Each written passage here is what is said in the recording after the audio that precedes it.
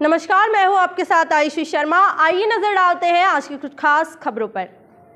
आज नगर खुजनेर में अखिल भारतीय कांग्रेस पार्टी के किसान नेता तथा पूर्व पार्षद रामप्रसाद यादव ने मीडिया से बात करते हुए भारतीय जनता पार्टी के नेताओं को तथा सरकार को आड़े हाथों लिया है। वहीं कांग्रेस पार्टी के पूर्व मुख्यमंत्री दिग्विजय सिंह, पूर्व नगरीय प्रशासन मंत्री जयवदत्त सिंह, बाबा राघव व्यावरा खिचलीपुर विधायक के द्वारा कोविड-19 जनता के हित में जो कार्य किया जा रहा है उसकी सराहना की। किसान नेता ने राष्ट्रीय नेता राहुल गांधी की भी तारीफ की है तथा उन्होंने बताया कि जिला राजगढ़ चिकित्सालय के हालात बहुत खराब हैं। खुजनेर शासकीय सामुदायिक स्वास्थ्य केंद्र की भी बहुत ज्यादा दयनीय स्थिति है। इसी को लेकर उन्होंने सरकार को आड़े हाथों लिया है। आज हमारे साथ कांग्रेस पार्टी के और किसान नेता और कद्दावर नेता अखिल भारतीय कांग्रेस कमेटी के रामप्रसाद यादव जी हमारे साथ मौजूद है और हम उनसे चर्चा करेंगे भारतीय जनता पार्टी के द्वारा जो बंगाल में उनके कार्यकर्ताओं की जो हत्या हुई है, जो मारे गए, उसके समर्थन में जो धरना दिया जा रहा है उसके बारे में उनसे चर्चा करेंगे।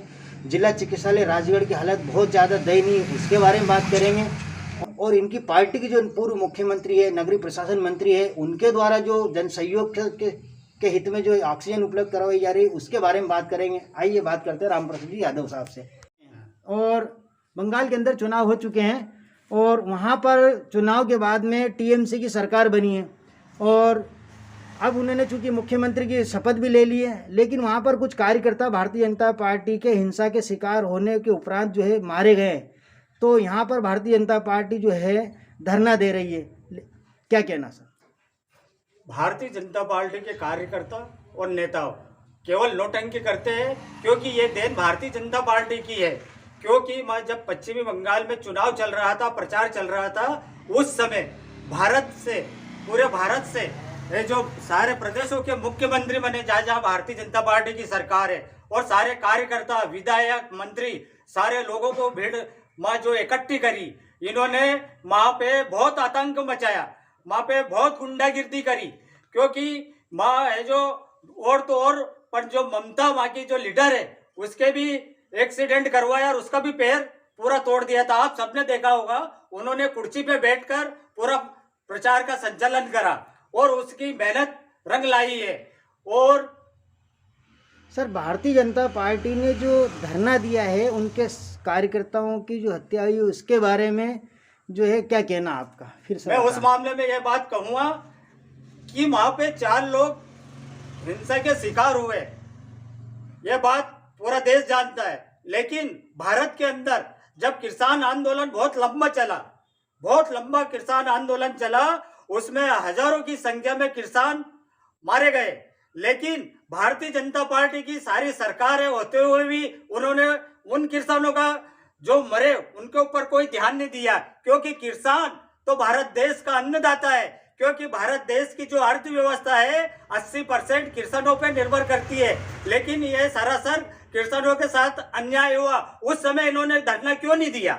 सर, मध्य प्रदेश के पूर्व मुख्यमंत्री दिग्विजय सिंह और नगरीय प्रशासन मंत्री जयवदत्त सिंह जी ने ऑक्सीजन उपलब्ध करवाई राजगढ़ जिले के लिए, और इस समय ऐसा नहीं लगता आपको कि जनप्रतिनिधियों को एक होकर मानवता के हित में, जनता के हित में, राजनीति को छोड़कर सबको सामने आना चाहिए सेवा के लिए? हमारी कांग्रेस पार्टी तो खुलकर सामने है। हमारे राहुल गांधी जी ने भी की कि इस दुख की घड़ी में हम आपके साथ है, लेकिन भारतीय जनता पार्टी के लोग कोई दिखाई नहीं दे रहे हैं, जनता की कोई सूद गम नहीं ले रहे हैं इस कोरोना काल में।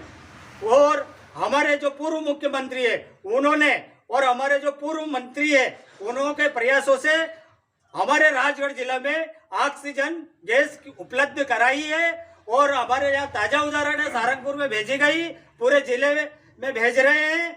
और जो भारतीय जनता पार्टी की तरफ से अभी तक कोई लेख नहीं आया, कोई प्रभारी मंत्री नहीं है, कोई विधायक सामने नहीं आया, कोई मंत्री सामने नहीं आया। सर, राजगढ़ जिला चिकित्सालय की स्थिति आपसे हमसे छुपी नहीं है, क्या कहना चाहेंगे सर जिला चिकित्सालय के बारे में? सर, यह पूरी शासन की लापरवाही है, क्योंकि शासन कोई ध्यान नहीं दे रही राजगढ़ जिला पे। उसका कारण है क्योंकि यह जो 5 सीटें हैं उनमें से 3 या 4 सीटों पे कांग्रेस के विधायक जीते हुए हैं। यह पक्षपातपूर्ण रवैया अपनाते हैं भारतीय जनता पार्टी, इसलिए यहाँ पे कोई ध्यान नहीं दे रही है। और वहाँ के स्वास्थ्य विभाग की, और मैं ताजा उदाहरण देता हूँ, मैं खुजनेर का निवासी हूँ।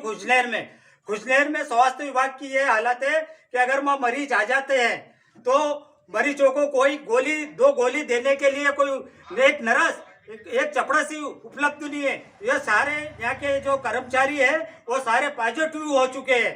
शासन इतनी व्यवस्था भी नहीं कर पा रही है कि कम से कम कोई का दूसरा डॉक्टर भेजते हैं। सर, सरकार तो कह रही है कि हमने गरीबों को जो है 3 महीने का मुफ्त अनाज दिया है और अभी जो है ठेले वालों के लिए यानी कि 10,000 का जिनको लोन दिएगा सरकार के माध्यम से उनके खाते में जो है संबल योजना के अंतर्गत 1,000 रुपये डाले हैं। सर, ये सारी पार्टी झूठ बोलती है, क्योंकि परके भी इन्होंने बहुत सारी घोषणा करी थी कि हम गरीब मजदूर और हिम्बाल तुलावटी हाथ ठेला वाले इनके सबके खाते में पैसे डालेंगे। आज तक कोई पैसा नहीं डाला इन्होंने, क्योंकि भारत देश के अंदर जो 50% लोग ऐसे हैं जो रोज कमाते हैं रोज खाते हैं। सरकार उनकी हालत बहुत दयनीय है। प्रदेश के मुख्यमंत्री शिवराज सिंह चौहान का जो है एक वीडियो जो है सामने आता है जिसमें वो कह रहे हैं कि जो है हम लोग गरीबों को जो है निःशुल्क इलाज कराएंगे। इसके लिए जो उनकी योजना है उसके बारे में सभी कलेक्टर को उन्होंने अभी आदेश दिया है कार्ड बनाने के लिए। सर, स्वास्थ्य कार्ड आदेश उन्होंने दिया होगा, लेकिन ये सब केवल कागज की कार्रवाई है। अभी जमीन पर इसकी कोई कार्रवाई चालू नहीं हुई है, ना हमें दिखी है। अभी जब दिखेगी जब बताएंगे कि हाँ ये कोई कार्रवाई हो रही है। सर, आपकी पार्टी इसमें और क्या सहयोग कर रही है इस विषम परिस्थितियों में? हमारी पार्टी, हमारे कार्यकर्ता लोग पूरे तन मन और धन से लगे हुए हैं। हर मरीज के दुख दर्द में जाते हैं, उनका हालचाल पूछते हैं, उनसे जितनी बनती है उतना सहयोग करते हैं। उसका कारण है कि कोई सरकार तो हमारी है नहीं। क्या कारण है सर? जब भी उपचुनाव होते हैं मध्य प्रदेश के अंदर और सिंगल चुनाव होते हैं तो आपकी पार्टी जीतती है और आपके एमएलए जीतने के बाद लगातार पार्टी छोड़ते जा रहे हैं। जो स्वार्थी विधायक है, जो स्वार्थी नेता है, जिन्हें पब्लिक से कोई मतलब नहीं, ऐसे नेता है जो हमारी पार्टी से जीत जाते हैं। जीत जाने के बाद पैसे में बिक जाते हैं और चले जाते हैं। अच्छा, दमोह में जो चुनाव में आपको फतेह मिली, जीत मिली, इसका श्रेय किसे देना चाहेंगे सर?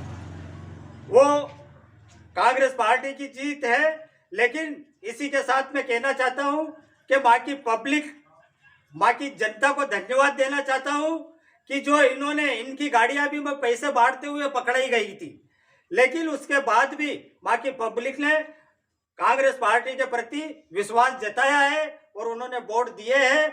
इस कारण हमारी जीत हासिल हुई है।